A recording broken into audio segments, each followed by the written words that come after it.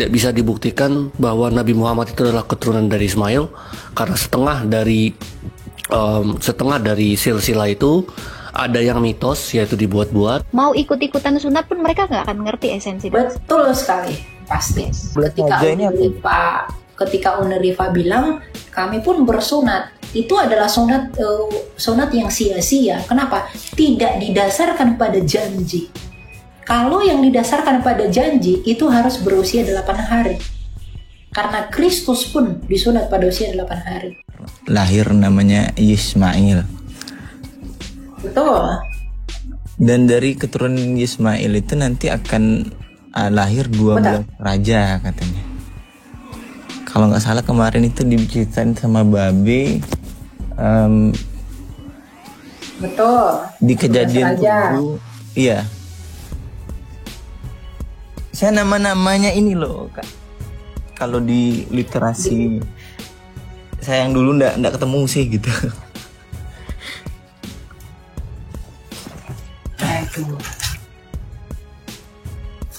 Ada di Kejadian nggak itu anak-anaknya siapa aja?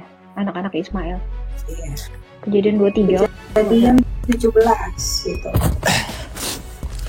Kejadian 17 ayat 20 dikatakan begini. Tentang Ismail, aku telah mendengarkan permintaanmu. Aku memberkatinya, membuatnya beranak cucu dan sangat banyak. Baginya dilahirkan 12 raja, dan aku akan membuatnya menjadi bangsa yang besar. Namun perjanjianku akan kutetapkan dengan Ishak, yang akan dilahirkan Sarah bagimu tahun depan pada waktu seperti ini. Kalau turunannya itu ada di Kejadian 23 deh kalau nggak salah ya. Nama-nama anak-anaknya Ismail ada deh. Ada antara 20 berapa gitu, 23. 21 atau 23 gitu. 1 2.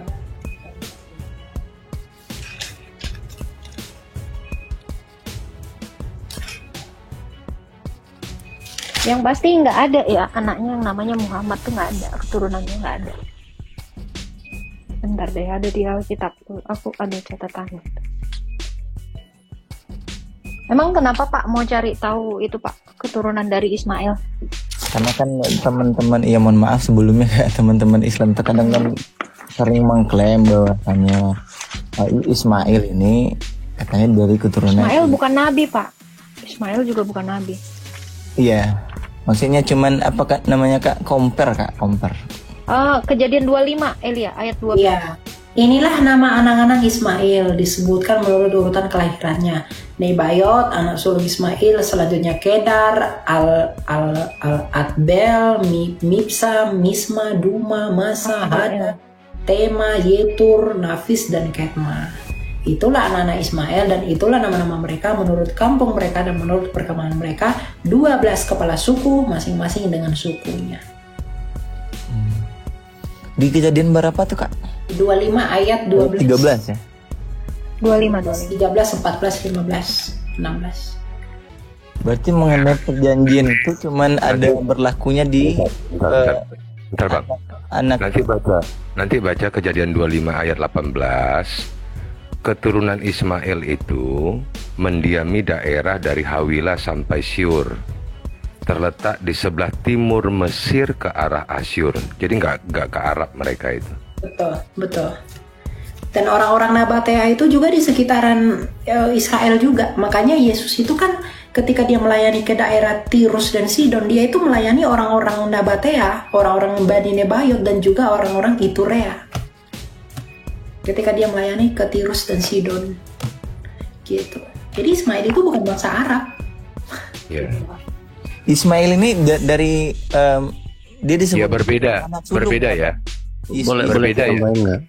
Berbeda ya Ismail dengan Ismail. Kalau Ismail yang di Quran itu ya terserah kalian lah ya. Tapi yang dibacakan ini Ismail yang ada di dalam Alkitab. Ya, kalau Ismail kita nggak kenal itu. Yeah. Oh ya, betul. Beda sekali. Kenapa? Beda. Karena bapaknya Ismail yang di Alkitab itu Abraham, dan Abraham ini anak dari Terah, bukan Asar. Nah, beda. Beda. Kakeknya itu beda, udahan. Betul, beda. Jadi yang menyamakan tolonglah. Jangan ya. Ayahnya Abraham dalam kekristenan dan keyahudian adalah Terah. Kalau di yang lain siapa kata? Asar. Nah, beda orang. Jadi udah nggak sama ya. Saya boleh nambahin dikit nggak? Kalau memang teman-teman Muslim masih mau maksa ya, ada salah satu scholar Islam namanya Yasir Qadhi. Teman-teman boleh cari sendiri, VT-nya bertebaran. Ada lecture panjangnya. Dia mengatakan bahwa keturunan silsilah yang sekarang ada di website atau teman-teman lihat dari Nabi Muhammad kepada Ismail itu setengah mitos, setengah fakta. Yang setengahnya yang sampai ke Ismail itu mitos, itu dibuat-buat. Nah, sementara yang dari Ismail sampai ke Adam itu diambil dari Tauratnya orang Kristen atau Tauratnya orang Yahudi. Jadi itu ada 3 sumber. Yang pertama, tidak bisa dibuktikan bahwa Nabi Muhammad itu adalah keturunan dari Ismail karena setengah dari silsilah itu ada yang mitos, yaitu dibuat-buat, dan dari Ismail sampai ke Adam itu diambil dari Taurat. Demikian, silakan. Tapi dari kekristenan betulkah Ibrahim ini atau Avram ini dari Mesopotamia? Atau Ibrahim dan Abraham itu pun tidak sama. Dia dari Ur Kasdim, dari tanah Ur Kasdim. Ur Kasdim itu kota Kasdim namanya. Ur itu kan kota, sama seperti Ursalim. Itu kota Syalim, kota Yerusalem. Ur Kasdim itu kota Kasdim. Jadi dia dari kota Kasdim. Oh, berarti Ibrahim ini dari kota Kasdim ya? Iya, memang itu meliputi daerah Mesopotamia, makanya dia dikatakan orang Mesopotamia. Abraham bukan Ibrahim ya, beda. Ya, Ibrahim dengan Abraham beda. Bagaimana dengan hukum Hammurabi, Bang? Itu hukum apa tuh sebenarnya itu, Bang? Hammurabi? Iya. Hukum Hammurabi itu budak itu boleh digauli oleh tuannya. Seperti yang dilakukan oleh Sarai memberikan Hagar budaknya kepada Abraham. Itu hukum Hammurabi. Dan anak yang dilahirkan itu adalah anak dari tuannya. Jadi hanya meminjam rahim lah, begitu kurang lebih. Itu dulu benar bisa. Ya Bang, kalau Ismail ini waktu itu diusir oleh Sarai, Bang? Diusir. Betul. 2 kali bahkan, 2 kali. Betul ya. Diusir. Sampai 2 kali diusir. Betul. Makanya dia dinamai sebagai apa? Keledai liar, karena dia diberikan kemerdekaan. Dia dikasih istilah liar ini bukan mengacu kepada sifat mereka, Kak, dari keturunan Ismail. Karena dia dimerdekakan.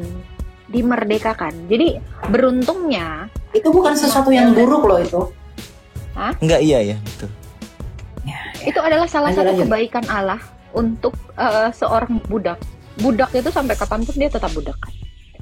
Ketika dia dimerdekakan, dia itu diberikan kebebasan. Justru pengusiran yang kedua kali oleh Sarai itu adalah keberuntungan bagi Ismail dan Hagar. Kenapa? Karena mereka dijadikan manusia yang merdeka. Itu adalah salah satu kebaikan Allah bagi mereka. Makanya mereka diistilahin sebagai keledai liar. Itu kemerdekaan gitu. Oh, berarti karena budak tetaplah budak sampai kapanpun. Kemerdekaan ya, Kak, bukan tingkah laku dari bukan, artinya dia dimerdekakan. Ya? Betul, Ismail itu dimerdekakan. Boleh nambahin ya teman-teman ya. Ya, jadi sedikit bentar. Jadi begini ya. Andai kata pun kamu mau cari tahu tentang asal-usul Ismail dan Hagar ini, kenapa? Karena tetap perjanjian Allah itu hanya dia berikan kepada Yakub, hanya keturunan dari Ishak. Yakub. Iya. Jadi mau kamu bilang dia itu memang keturunan Abraham, dari darahnya Abraham, memang betul.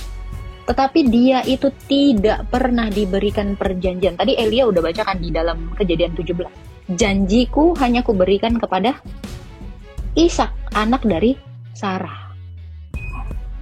Makanya tidak ada nubuatan yang diberikan kepada Ismail. Nggak ada. Makanya dia bukan nabi. Saja, iya, dia juga bahkan bukan nabi. Karena dia tidak bernubuat akan apapun. Karena Allah tidak memilihnya. Yang dipilih itu adalah dari Sarah, istri sahnya. Gitu. Tapi penyebutan Ismail ini juga disebut dengan anak sulung ya, Kak? Anak sulung itu justru Ishak. Kamu belum ngerti budaya Ishak bukan anak tunggal ya? Itu artinya yang utama, bro, bukan yang Iya, tertua yang kayak anak gimana tunggal. yang utama. Anak Dia mendapat hak yang lebih daripada yang lainnya. Jadi sulung itu bukan artinya yang duluan brojol, bukan. Enggak. Tapi yang lebih utama, gitu. Daud juga bukan anak pertama, tetapi dia dikatakan apa? Sulung. Nah, karena dia lebih utama. Sebenarnya tujuannya itu untuk mengakali. Karena anak yang akan dilahirkan oleh pembantunya atau budaknya itu adalah anaknya sesuai hukum yang tadi. Itu kan berarti mengakali kan? Tetapi ketika dia mengandung anak ini, Hagar ini malah apa ya? Malah jadi sombong, malah berlagak menjadi nyonya gitu loh. Nah, itulah yang membuat Sarah itu sakit hati. Demikian, silakan lanjutkan.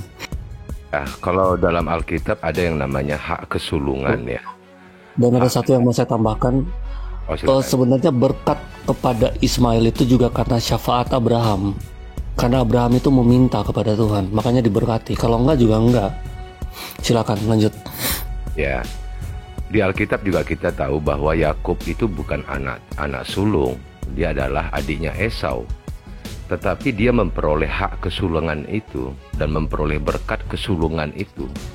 Sehingga Alkitab mencatat bahwa dari garis keturunan Yakub lah nanti yang akan turun raja-raja dan bangsa Israel, bukan dari Esau anak sulungnya. Nah, demikian juga Ismail ini sebenarnya bukan anak yang diperjanjikan. Itu anak kecelakaan rancangan manusia, itu bukan rancangan dari Tuhan. Ya, makanya yang mendapatkan hak kesulungan itu, yang meneruskan garis keturunan Abraham bukan Ismail, tapi Ishak. Karena Ishak inilah anak perjanjian. Betul.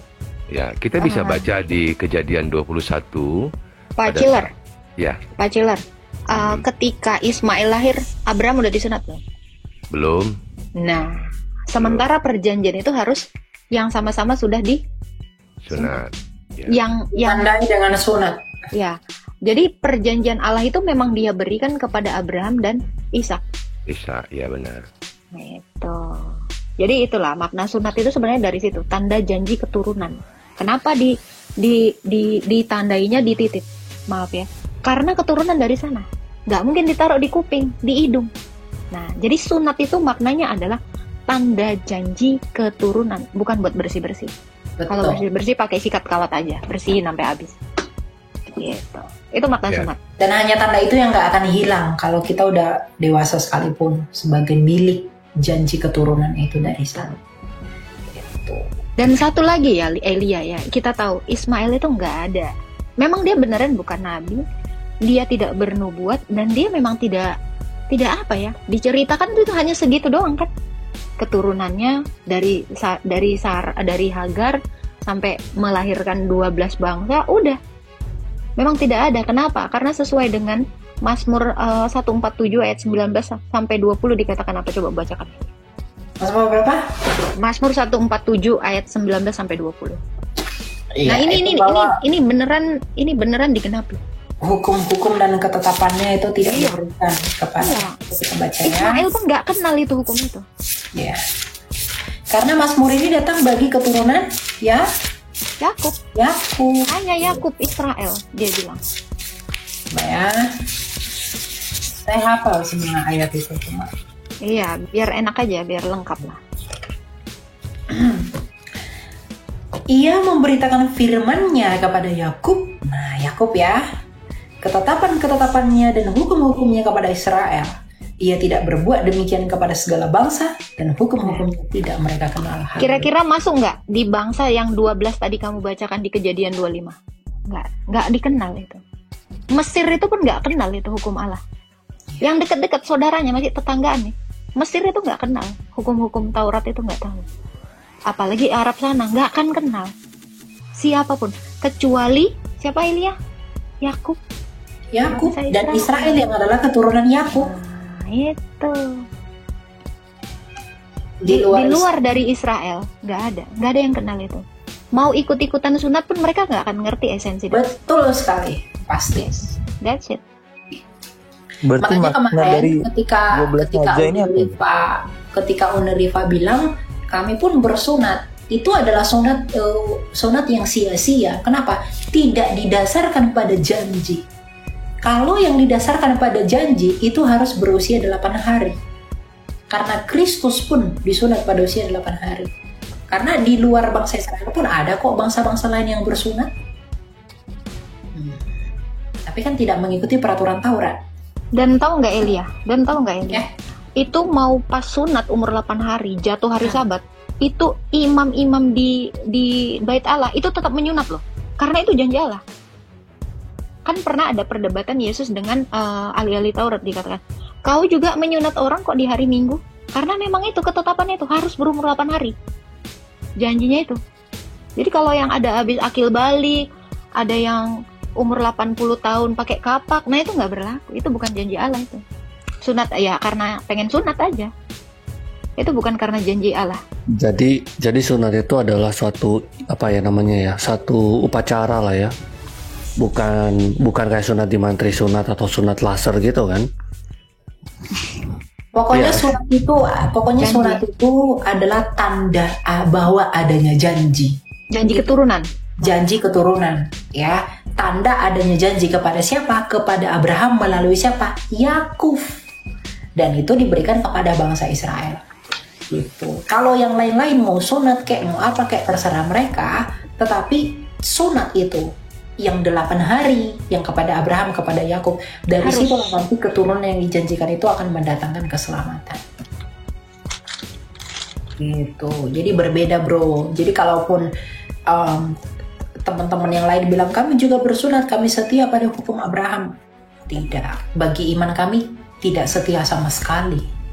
Ya, karena tidak pada usia 8 hari, lagi pula tidak disunatkan oleh seorang mohel namanya. Mohel itu adalah imam yang memang menyunatkan.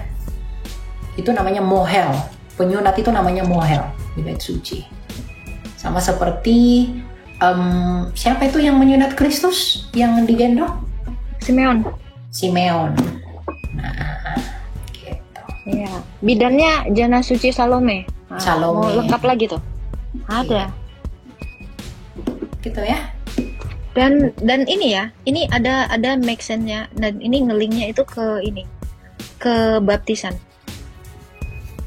Nah, kami juga ini disunat sebenarnya. Sunat kami tapi bukan lagi seperti sunat di Perjanjian Lama. Karena apa? Karena Kristus itu sudah menggenapinya. Jadi kita itu bukan nggak disunat loh. Kita disunat, tetapi dengan baptisan. Sunat Kristus. Tambahan mungkin ya. Dan tambahan. kami ya abang apa ya? Coba bukakan Elia, Galatia 3 ayat 29. Kami itu juga menerima janji itu. Walau kami nggak disunat 8 hari, tetapi kami menerima janji Allah. Karena apa? Karena Kristus. Iya. Lagi pula, jikalau kamu milik Kristus, kamu adalah keturunan Abraham dan ahli waris menurut janji Allah. Dan apa katanya? Dan berhak menerima janji Allah.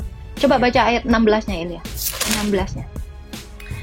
Adapun segala janji itu diucapkan kepada Abraham dan kepada keturunannya, tidak dikatakan kepada keturunan-keturunannya, seolah-olah yang dimaksudkannya adalah banyak orang, tetapi hanya satu orang dan kepada keturunanmu, yaitu Kristus.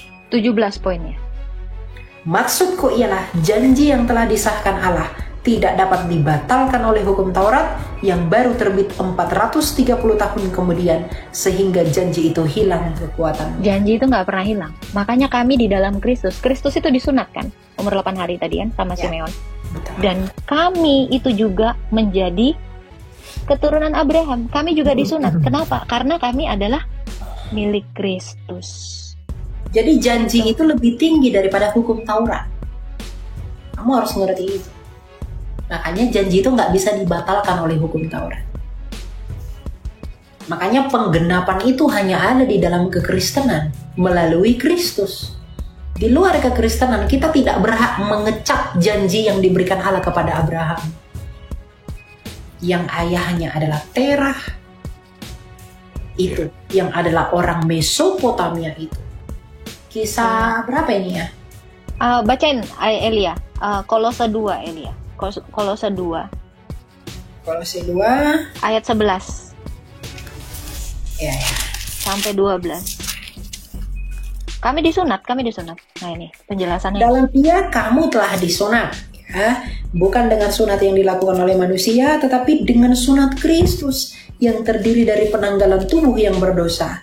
Karena dengan Dia kamu dikuburkan dalam baptisan, dan di dalam Dia kamu turut dibangkitkan juga melalui kepercayaanmu kepada kerja kuasa Allah yang telah membangkitkan Dia dari antara orang. Nah, sunat kami lebih substantif. Kenapa?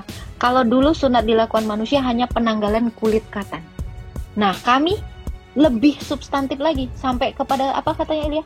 Seluruh tubuh yang berdosa. Nah, itu sunat kami itu lebih luar biasa lagi.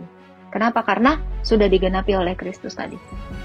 Gitu, bro. Jadi makna sunat itu adalah tanda janji keturunan. Setiap orang yang dibaptis dalam nama Kristus, kami juga adalah keturunan Abraham. Karena apa? Karena Kristus itu adalah keturunan Abraham yang dijanjikan Allah. Itu tadi yang udah dibaca si Elia Galatia 3. Ya. Sebenarnya janji berkat keturunan itu bukan dimaksudkan kepada banyak orang, tetapi satu orang. Siapa? Yesus Kristus. Dan ketika kita dipersatukan dalam Kristus di dalam sunat yang baru yaitu baptisan, kita pun akan berhak mewarisi janji yang baru yaitu janji keselamatan. Yohanes 3 ayat 16. Jadi ketika janji itu secara turun-temurun diberikan, tadi di Galatia 3 ayat 16 dikatakan bahwa itu adalah Kristus, maka dari Kristus kita memperoleh janji yang baru, yaitu barang siapa yang percaya kepadanya kita akan memperoleh keselamatan. Itulah. Kita disebut siapa Elia? Keturunan Abraham dan juga karena kemanusiaan Yesus ya, keturunan Abraham. Keilahian Yesus juga menjadikan kami sebagai anak-anak Allah. Yohanes 1 ayat 12. Coba baca ini lihat.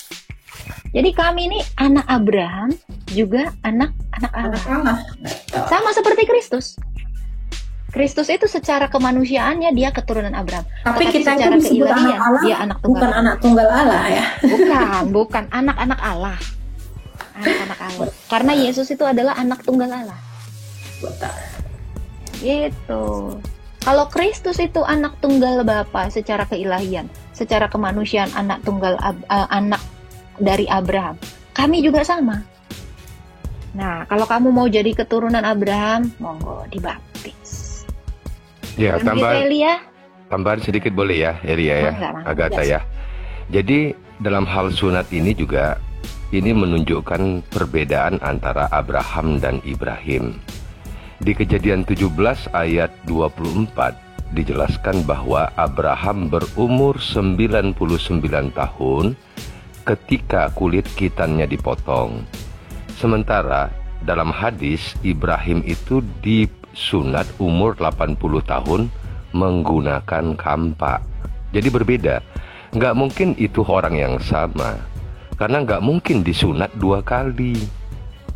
Ibrahim itu umur 80 tahun menggunakan kampak, sedangkan Abraham itu umur 99 tahun, dan itu tertulis di Alkitab.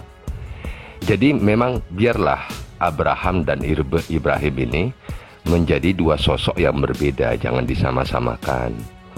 Saudara-saudara kita yang di Muslim, silakan mengimani Ibrahim, kita nggak ada masalah kok. Tapi jangan disama-samakan, itu aja. Yang di bawah bilang begini, kami pengikut Kristus walaupun berbeda agama. Kamu tidak pengikut Kristus selama kamu menyangkal dia sebagai anak Allah dan adalah Allah. Kamu tidak mengikuti.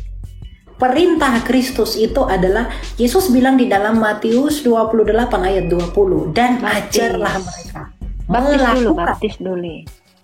Baptis dulu. Iya, kamu harus baptis dulu, baru kamu katakan kamu pengikut Kristus. Karena ajarlah mereka melakukan segala sesuatu yang kuperintahkan kepadamu. Apa yang diperintahkan Kristus kepada kita? Percaya kepadaku.